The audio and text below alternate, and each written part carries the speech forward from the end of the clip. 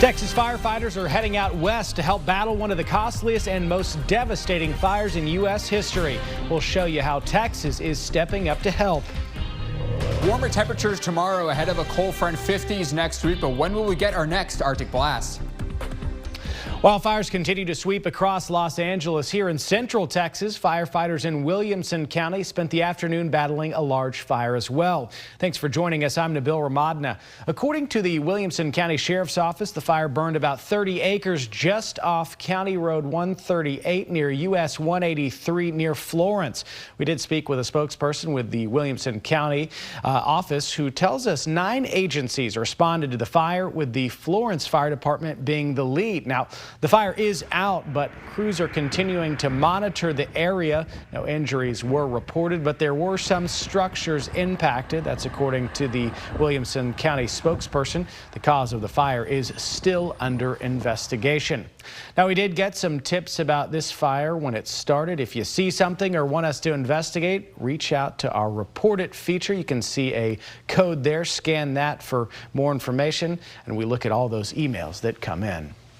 The Lone Star State is spending help to battle the devastating wildfires in California. And the governor announced today more than 135 firefighters, emergency management, and medical personnel are headed out west. That also includes fire engines, ambulances, and other equipment. It comes after a request for aid from the state of California.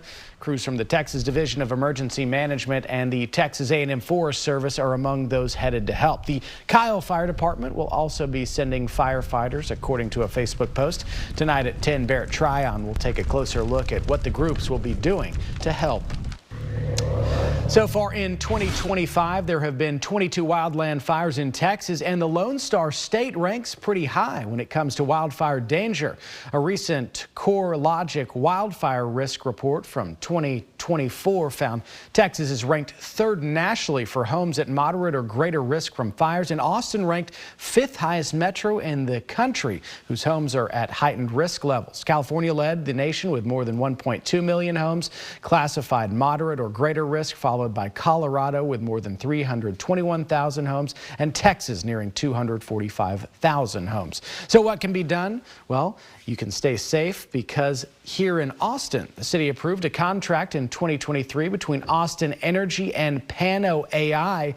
Their services will help assist with early wildfire detection.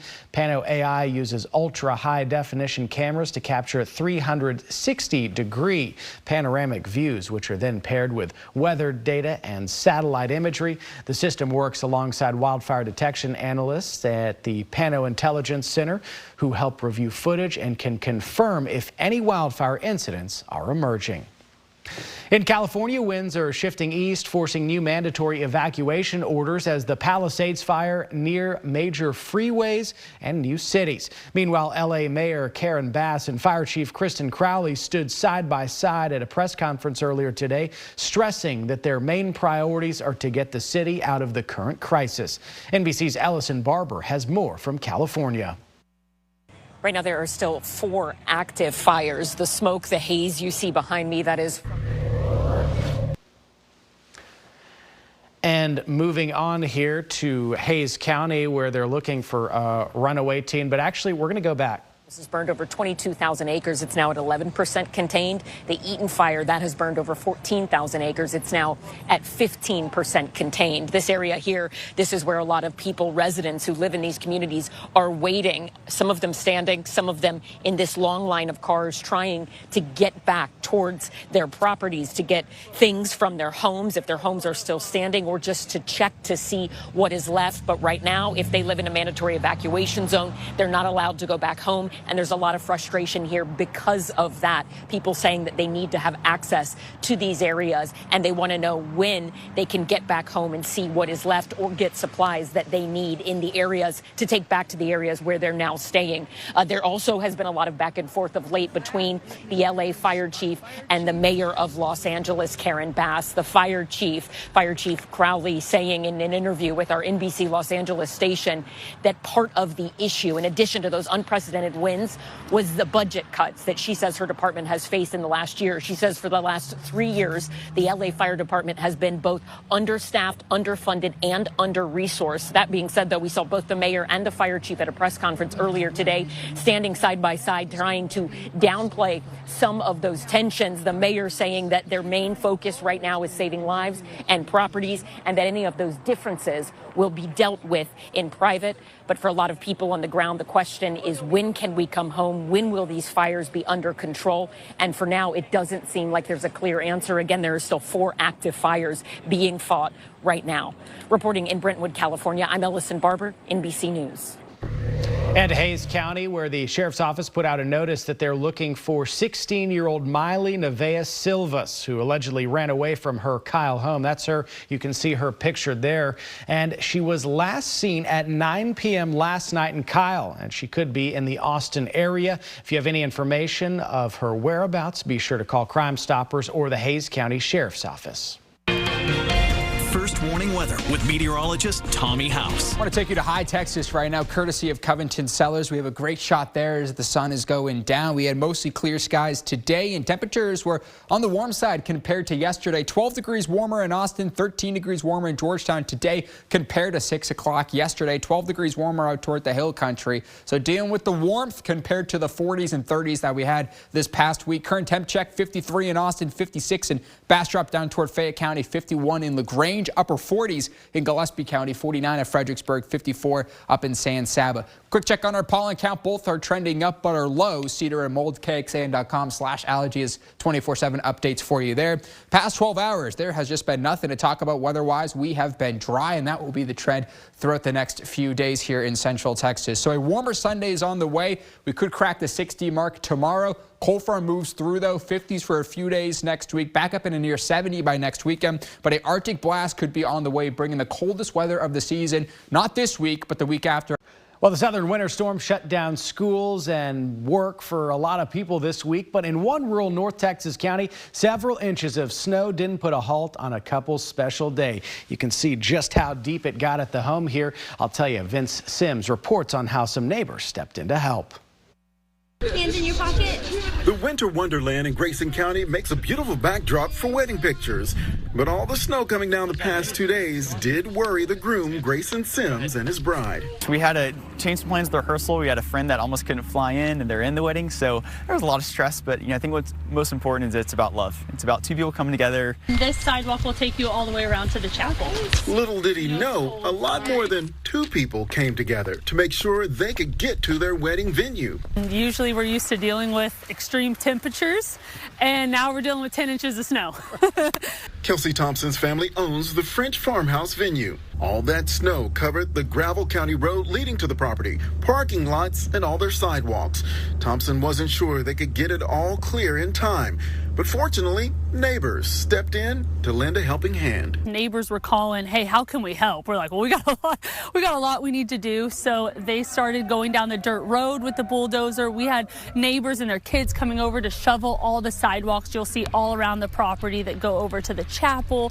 The neighborly deeds done outside helped a couple they don't even know start their new life together. A wedding gift, you could say, from the neighborhood. So it means everything to us, and we're so thankful to have that support and the neighbors around us. And it's so true that just the little gestures really mean so much. And so, yeah, just for all these people who don't know us, just to do a little bit of work, plowing all the snow, just to make me and my bride's day so special, I mean, it means all the world. The venue owner says that rain on a wedding day is supposed to bring the couple good luck, so they're hoping all of this snow brings them a whole lot of good luck. In Collinsville, Vince Sims. All right, what a difference a day makes. Yesterday we go to bed, 20s in the morning hours, and now, I mean, high 50s, right. Sunny outside. Beautiful day overall. Yeah, and it's crazy. You know, earlier this week we had the 30s and 40s for high temperatures, and 50s today felt like spring, and 60s tomorrow. That's probably going to be a little early taste of summer, but then our next cold front will move through. We'll talk about what happened today temperature-wise to kick off this little broadcast here for you. 60 was the official high. We should be at 62, so seasonable, and 25 degrees cooler away from any sort of record high temperatures. Not a lot to talk about here. We had that big winter storm across the south that is now well to our east and offshore. An Alberta clipper that's trying to get itself together for the northern plains and the Midwest. Could deliver some snow for states like Minnesota, Wisconsin, and Michigan in the coming 48 hours. But that's it. Pretty quiet stretch of weather ahead for us across the country. 53 in Austin. Winds are light and variable. Humidity at 29%. So we have a dry air mass that's in place. Rest of the evening to the overnight hours from the 50s back down to the low 40s by 11 o'clock. We'll stay clear with another chilly night ahead for us. Tomorrow's high temperatures, though, will be pretty close to our normal high of 62, 61 in Austin, 62 in Bastrop, Lampasas County and San Saba in just the mid-50s, and places like Cameron in the upper 50s as well. Farther south and east of the city, you'll probably stay in the mid-60s. We're timing this cold front that's going to move through and most likely not bring any sort of big weather changes. Some cloud cover could build in toward Fayette, Lee, and Milam County, but besides that, we should be mostly clear throughout the day in Austin and toward the hill country. This front's going to have pretty minimal impact. Once it hits the coastline, a low pressure is going to form on the coast and deliver some heavy rain for New Orleans and the deep south, but notice Texas will be dry Sunday into Monday. Could be gusty as well tomorrow, up to 25 miles per hour at times, but overall really nothing too crazy throughout the day itself. Overall a pretty quiet stretch of weather ahead for us. So cold front moves through Sunday into Monday, back down in the mid-50s on Monday, 56 on Tuesday, 57 on Wednesday, maybe even 70 by next weekend. So see a bit of a warm up toward the late end of the week, and we should be dry Sunday, which is going to be tomorrow through Thursday. Then by Friday and Saturday, a 20% chance of rain on Friday, 10% on Saturday. Here's the GFS model. Not too much to talk about here. Most likely this is a Eastern Texas event. We'll see a little bit of changes considering it's still 5-6 days away, but possibility for some showers, again, for the later half of this upcoming week. Big picture beyond that, once that Alberta Clipper moves through early this week, we have a pretty flat zonal pattern. But watch this. This is Friday, Saturday into Sunday. You're going to notice the jet stream takes a big dip. Could allow some pretty chilly Arctic air to return for the country. That means cooler than normal temperatures. Here's the Climate Prediction Center outlook from the 19th through the 3rd week of January, dealing with nothing but cold air in place. So they feel that confidence in terms of how much cold air could be in store for us. That's not this week, but the week after. And I agree with those computer model runs. It could be pretty chilly. 35 tonight, though, mostly clear and near freezing lows. Hill country is probably a guaranteed freeze tomorrow. 61, sunny skies, maybe a cloud more toward the southeastern parts of the city, and then winds will be out of the northwest once they shift 5 to 10 miles per hour. Your first warning weather, 7-day forecast, increasing clouds, maybe a 70 next Friday, and then our next front moves through and possibility for some showers then, but the next 5 days are looking dry.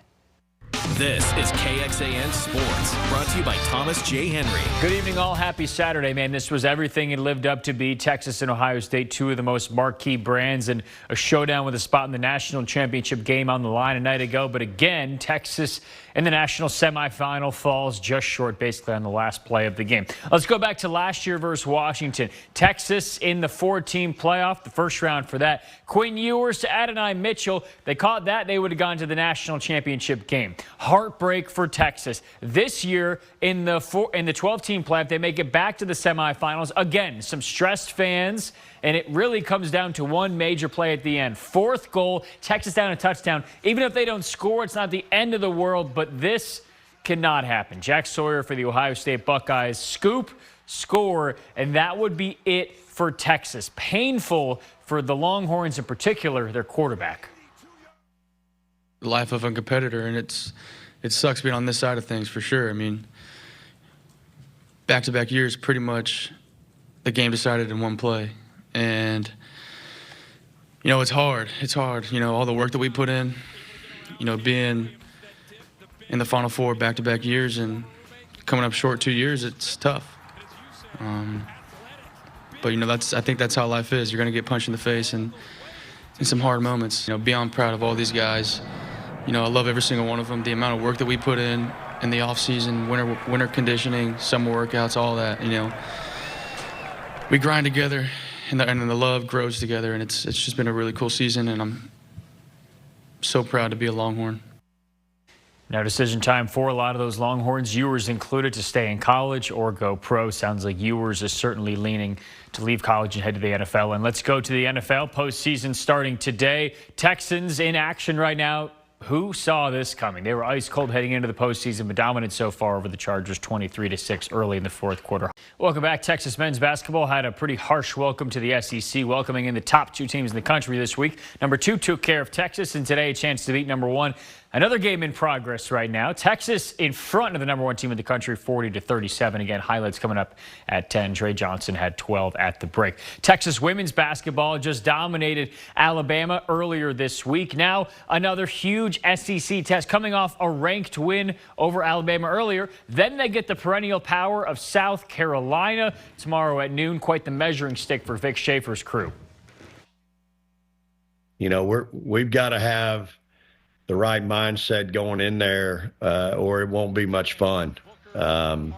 So I'm excited to see my kids play in that environment, great atmosphere against a great basketball team. We'll find out a little bit about our team tomorrow afternoon at 1 o'clock. As we said, big measuring stick game for the Longhorns tomorrow. All right, we've got some developing news here. I want to bring up a quick picture of downtown Austin. If we could bring that video up here real quick. It's a live too, right? This is currently underway. Taking a look there, looks like a large plume of smoke over downtown. If you have any pictures or videos, anything like that, please send them into our Report It feature right now. We do have some crews looking into this, so we will try to get you the latest information. Yeah, really, just looking through those cameras, I saw that. I'm like, that does not look good. And we saw some Report It's already, at least 1 or 2 emails from viewers. So keep sending those in. We have to figure out what this is, and we've been in contact with APD. All right, one quick final check with your weather here. We have temperatures continuing to stay 60s tomorrow, warm. Cold front moves through, and it's 50s, back up to near 70 by next weekend. Stronger cold front moves through 8 days out from now. It's a little too far out for those details, but the next week's looking rather dry, just a 20% chance of rain on Friday. Perfect. All the weather, all the sports, and then, of course, we're going to try to get you the latest on that fire that we're looking at downtown over on KXAN.com. We'll have more tonight, too, at KXAN at 10. Thanks for watching.